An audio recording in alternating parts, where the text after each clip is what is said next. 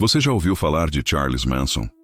Mas e se eu te dissesse que existe uma parte oculta dessa história que ninguém, absolutamente ninguém, jamais ousou revelar? Antes de começarmos, deixe seu like e comente abaixo para ajudar este conteúdo a chegar a mais pessoas interessadas na verdade crua e nua. Los Angeles, agosto de 1969. O verão do amor estava prestes a sofrer uma hemorragia fatal, sangrando até a morte nas colinas abafadas de Hollywood. A atmosfera na Cidade dos Anjos não era apenas quente, era opressiva, carregada de uma eletricidade estática que fazia os pelos da nuca se arrepiarem sem motivo aparente. Se você estivesse lá, sentiria o cheiro de jasmim misturado com escapamento de carros e, talvez, se prestasse atenção suficiente, o cheiro metálico de algo muito mais sinistro se aproximando. Naquela sexta-feira, dia 8 de agosto, o sol se pôs como em qualquer outro dia, tingindo o céu de um laranja queimado, mas quando ele nasceu novamente, o mundo havia mudado. Irrevogavelmente. A inocência da década de 60 não apenas acabou, ela foi massacrada. Na manhã de sábado, 9 de agosto, Winifred Chapman, a governanta, chegou ao número 1050 da Cielo Drive. Era uma mansão isolada, um refúgio para a elite, aninhada no Benedict Canyon. O silêncio deveria ser de paz, mas o que Winifred encontrou foi um silêncio de túmulo, pesado e antinatural. A primeira coisa que ela notou foi o fio de telefone cortado. Um detalhe pequeno, mas que, na mente humana, aciona o alarme primitivo de que a segurança foi violada. Ao caminhar em direção à casa principal, seus olhos pousaram em um carro branco, um Rambler 1966, parado estranhamente na entrada. Dentro dele, um jovem de apenas 18 anos, Steven Parent, estava debruçado sobre o volante. Ele não estava dormindo. O vidro da janela estava estilhaçado e o corpo do garoto havia sido rasgado por 4 tiros e uma facada defensiva na mão. Ele foi a primeira vítima, um garoto que estava no lugar errado, na hora mais errada da história americana. Mas o horror estava apenas começando a se desenrolar. Winifred correu, o coração batendo na garganta, e o que ela viu no gramado da frente congelou seu sangue. 2 corpos. Abigail Folger, a herdeira da fortuna do café, e Wojtek Frykowski, seu namorado e amigo do diretor Roman Polanski. Eles não estavam apenas mortos, eles estavam destruídos. A brutalidade era tamanha que transcendia o assassinato e entrava no território do ritual, do ódio puro. Abigail, em sua camisola, branca agora tingida de um carmesim profundo, havia tentado fugir. Ela correu por sua vida, mas foi alcançada e esfaqueada 28 vezes. Wojtek lutou bravamente. Ele tinha marcas de defesa, tinha sido golpeado com a coronha de uma arma com tanta força que a madeira se partiu. E depois esfaqueado 51 vezes e baleado 2. O gramado verde e bem cuidado da Cielo Drive agora era um abatedouro. Winifred, em estado de choque absoluto, gritou. Um grito que ecoou pelo canyon, mas que chegou tarde. Demais. Dentro da casa, a cena era ainda mais grotesca, quase teatral em sua crueldade. Na sala de estar, Sharon Tate, a atriz promissora, a encarnação da beleza e da doçura, grávida de 8 meses e meio, jazia morta. Ela estava de pijama. Uma corda de nylon estava amarrada firmemente ao redor de seu pescoço, e a outra ponta dessa mesma corda passava por cima de uma viga no teto e descia para amarrar o pescoço de Jay Sebring, o famoso cabeleireiro de Hollywood e ex-namorado de Sharon. Jay havia tentado proteger Sharon. Ele levou um tiro e foi esfaqueado 7 vezes. Sharon implorou pela vida do seu bebê. Ela não pediu para viver. Ela pediu apenas tempo suficiente para dar à luz. Os assassinos não deram ouvidos. Ela foi esfaqueada 16 vezes. E como assinatura final, uma mensagem para o mundo, escrita com o sangue da própria Sharon Tate na porta da frente da casa. A palavra pig, porco. A notícia se espalhou como um incêndio florestal. O pânico que tomou conta de Los Angeles nas horas seguintes é indescritível. As lojas de armas esgotaram seus estoques. Celebridades contrataram seguranças armados, cães de guarda, instalaram sistemas de alarme. Frank Sinatra estaria escondido. Steve McQueen começou a andar armado. A paranoia era tangível. Quem faria isso? Por quê? Não havia nada roubado. Dinheiro foi deixado para trás. Parecia um ataque contra a própria essência do estilo de vida de Hollywood. A brutalidade sugeria algo pessoal, mas a aleatoriedade das vítimas sugeria loucura. E se o terror de sábado não fosse suficiente, o domingo traria a confirmação de que o pesadelo não tinha acabado. Na noite seguinte, a quilômetros de distância, no distrito de Los Feliz, a morte bateu à porta novamente. Desta vez, na casa de Leno e Rosemary LaBianca. Leno, um executivo de supermercados, e sua esposa, dona de uma loja de roupas. Pessoas comuns, ricas, mas sem conexões com Hollywood. Eles estavam relaxando em casa, lendo o jornal, quando o inferno invadiu sua sala. A cena encontrada na segunda-feira seguinte foi uma repetição macabra, mas com requintes ainda mais perturbadores. Leno foi encontrado na sala com um travesseiro sobre a cabeça, amarrado com um fio de lâmpada. Ele foi esfaqueado repetidamente com uma faca de cozinha e um garfo de trinchar carne. O objeto, o garfo, foi deixado cravado em sua barriga, oscilando grotescamente, e na pele de seu abdômen, a faca foi usada para entalhar uma palavra: war, guerra. Rosemary foi encontrada no Minions Intuition. Quarto, esfaqueada 41 vezes. Mais uma vez, o sangue foi usado como tinta. Nas paredes, Death to Pigs, morte aos porcos, rise, levantem-se. E na porta da geladeira, uma frase que conectaria tudo a algo muito maior e mais estranho do que qualquer detetive poderia imaginar. Helter Skelter. Escrito errado, sim, mas a referência era clara para quem conhecia o submundo cultural da época. A polícia de Los Angeles estava perdida. Inicialmente, eles nem sequer conectaram os dois casos.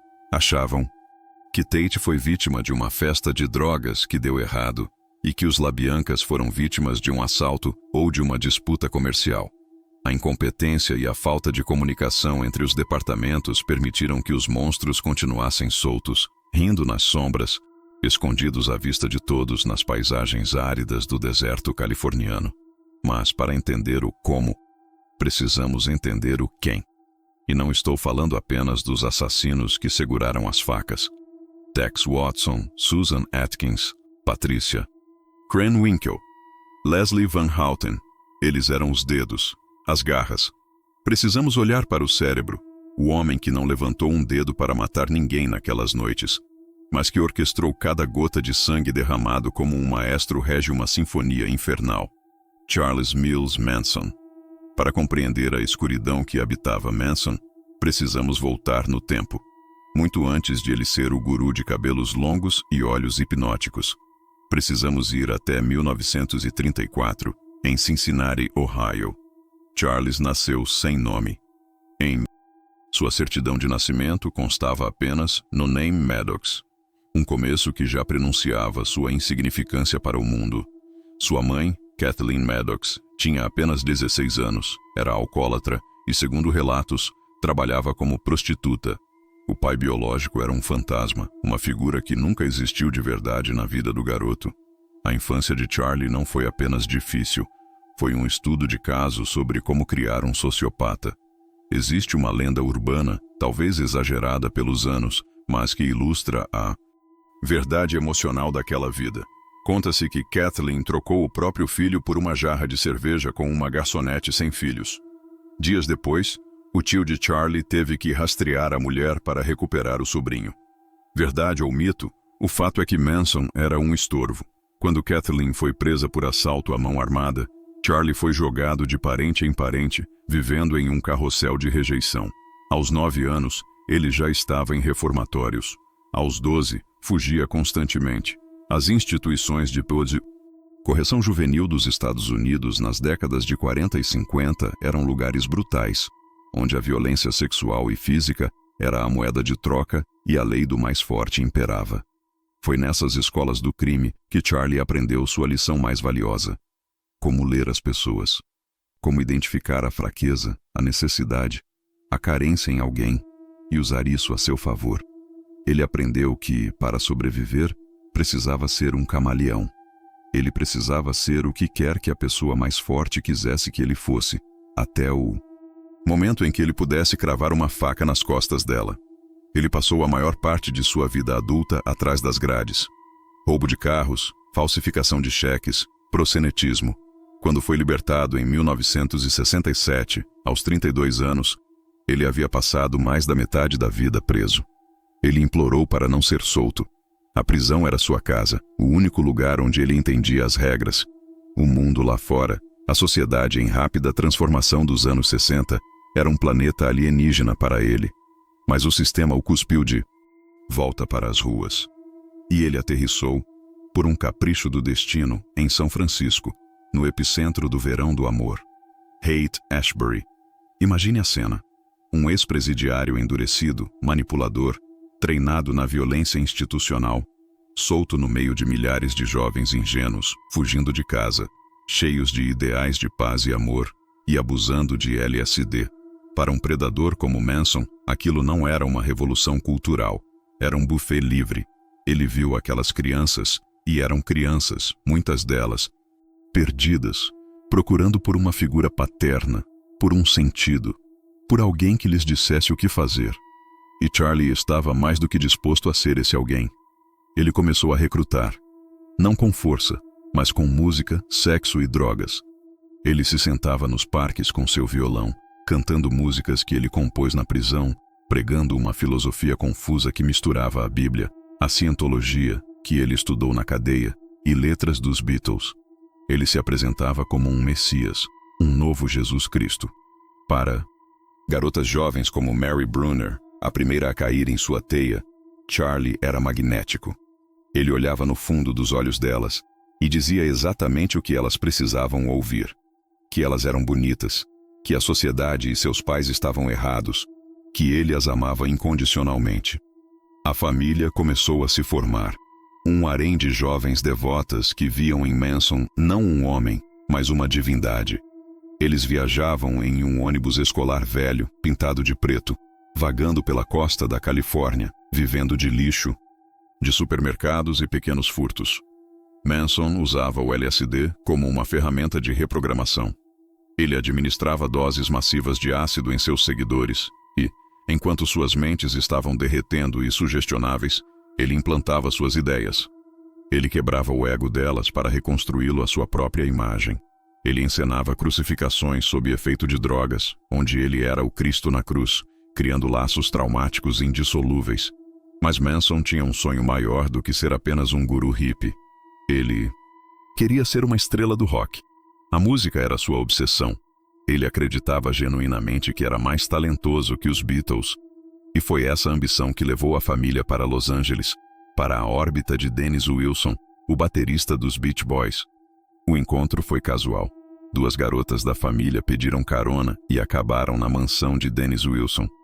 Quando Dennis chegou em casa, encontrou um estranho, Manson, e um harém de mulheres. Ao invés de expulsá-los, Wilson, imerso na cultura de amor livre da época, os acolheu. Manson viu sua chance. Ele sugou Dennis Wilson. A família se mudou para a mansão do Beach Boy, custando-lhe milhares de dólares em tratamentos de gonorreia, comida e danos à propriedade. Mas Charlie conseguiu o que queria: acesso. Ele foi introduzido a Terry Melcher, um produtor musical influente, filho de Doris Day. Charlie tinha certeza de que Melcher lhe daria um contrato de gravação. Ele tocou para Terry, mas Terry não se impressionou. Ele viu um homem instável com um talento medíocre e uma vibe perigosa. A rejeição de Terry Melcher não foi apenas uma decepção profissional para Manson. Foi uma catástrofe narcísica. Foi a confirmação de que o establishment, os ricos e famosos de Hollywood, nunca o aceitariam. Eles o usaram para sexo e drogas, riram dele e o descartaram. A semente do ódio que explodiria na Cielo Drive foi plantada nesse momento. E adivinha quem morava na casa da Cielo Drive antes de Sharon Tate e Roman Polanski alugarem? Exatamente. Terry Melcher. Quando Melcher cortou os laços e a família foi despejada da mansão de Dennis Wilson, Eles recuaram para o Spahn Ranch, um antigo set de filmagem de faroestes, agora decrépito, propriedade de George Spahn, um homem de 80 anos e quase cego. Manson ordenou que as mulheres da família cuidassem de George, inclusive sexualmente, para que eles pudessem viver lá de graça. O rancho se tornou uma fortaleza isolada, um caldeirão de loucura.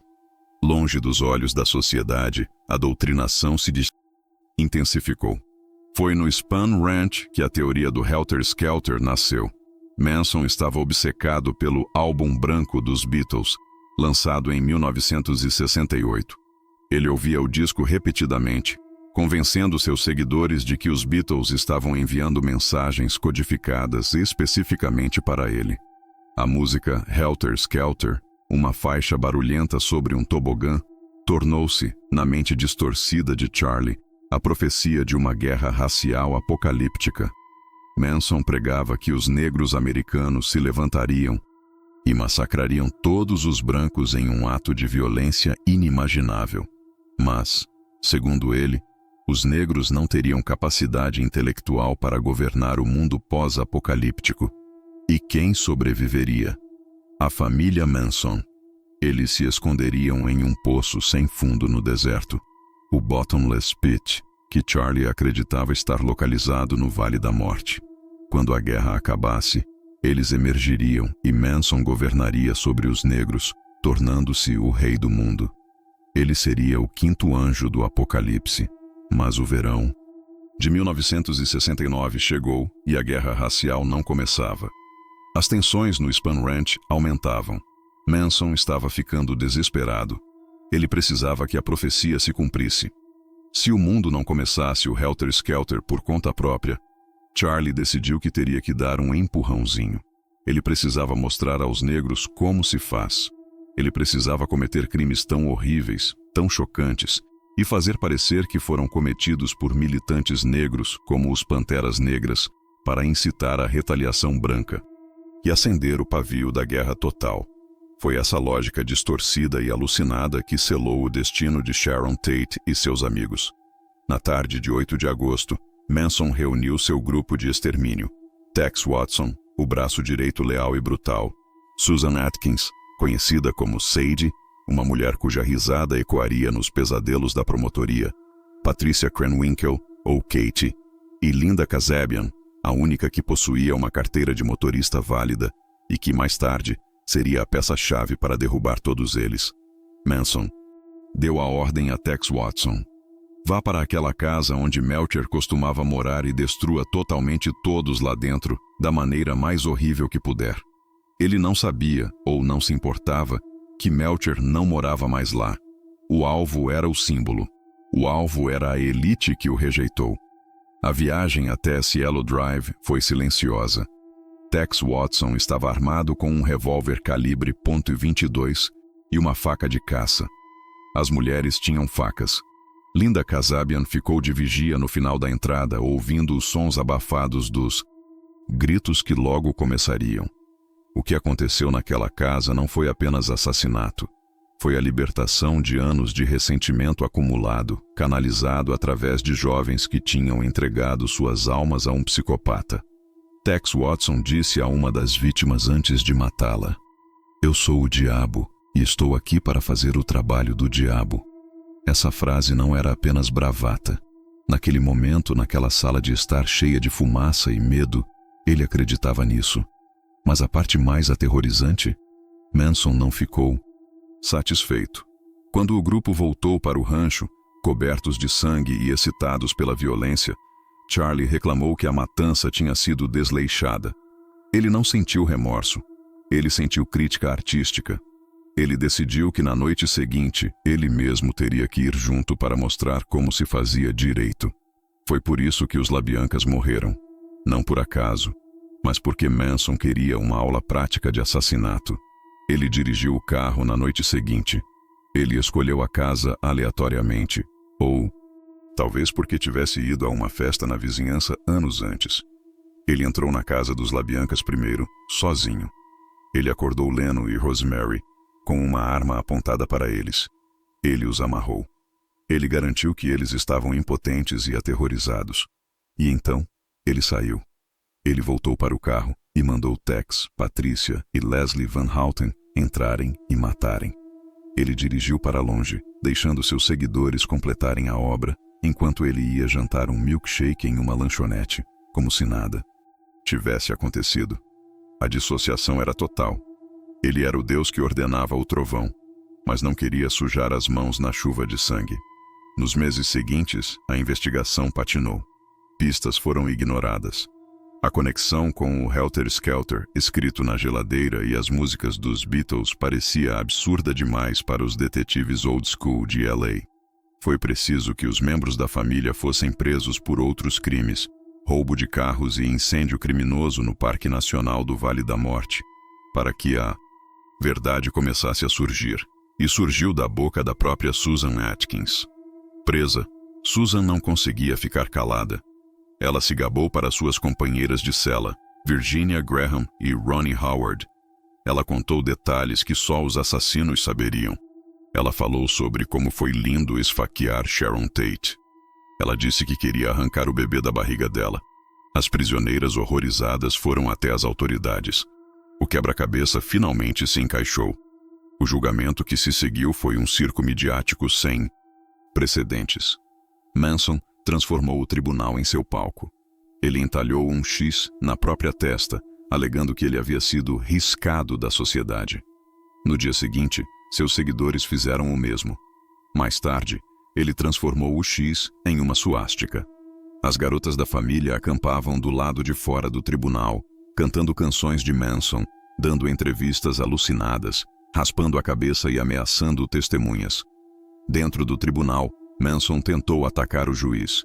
O promotor Vincent Bugliosi teve a tarefa hercúlea de provar que Manson, embora não tivesse matado ninguém fisicamente naquelas noites, era culpado de assassinato em primeiro grau através da teoria da conspiração e controle mental. Ele precisava convencer o júri de que aquelas jovens eram armas vivas, disparadas pelo dedo de Manson. E para isso, ele teve que mergulhar fundo na loucura do Helter Skelter, explicando ao mundo como uma música dos Beatles poderia inspirar um massacre. A condenação veio. Pena de morte para todos que mais tarde foi comutada para prisão perpétua quando a Califórnia aboliu temporariamente a pena capital em 1972. Manson viveu o resto de seus dias na prisão, tornando-se uma ícone pop macabro, recebendo cartas de fãs, dando entrevistas onde falava em enigmas, e continuava a manipular a percepção pública até sua morte em 2017. Mas a pergunta que fica, a parte oculta que mencionei no início, não é sobre o que eles fizeram, mas sobre o que nós fizemos com isso. Manson não destruiu apenas vidas, ele destruiu a confiança. Antes de Manson, as pessoas em Los Angeles não trancavam suas portas. Caronas eram comuns. Havia uma crença, talvez ingênua, na bondade dos estranhos. Manson pegou essa confiança e a degolou. Ele provou que o mal não precisa ter chifres e rabo. Ele pode vir com um sorriso, um violão e palavras de amor. Ele nos ensinou que o monstro pode ser o vizinho hippie, o jovem carismático, o líder que promete salvação. E mais perturbador ainda, por que somos tão fascinados por ele? Por que você está ouvindo isso agora? Manson sabia que o medo vende. Ele sabia que a infâmia é uma forma de imortalidade. Ao olharmos para o abismo que é Charles Manson, o abismo olha de volta para nós, perguntando: quão vulneráveis somos nós à manipulação? Quantos de nós, sob as circunstâncias erradas, com as carências certas, poderiam ter entrado naquele ônibus preto? A história de Manson não é sobre um homem louco. É sobre a fragilidade da mente humana e como ela pode ser quebrada e remodelada para o mal absoluto. Os gritos daquela noite em Cielo Drive cessaram há décadas, mas o eco ainda ressoa em cada tranca que passamos na porta antes de dormir.